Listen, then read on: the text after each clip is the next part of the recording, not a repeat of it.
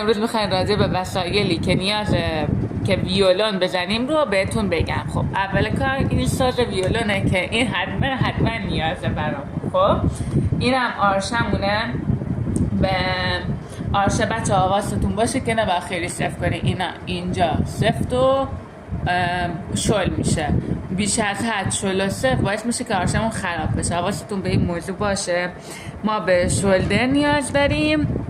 شولدرمون به میگن شولدر بر نرم باشه، باعث میشه که شورتون درد نگیره و حتما این نیازتونه. و آخرین وسیله که نیازتونه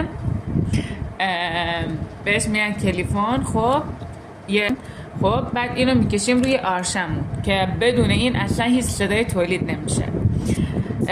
اگه خواستین هم میتونین که یه دفتر نوت هم تهیه کنین.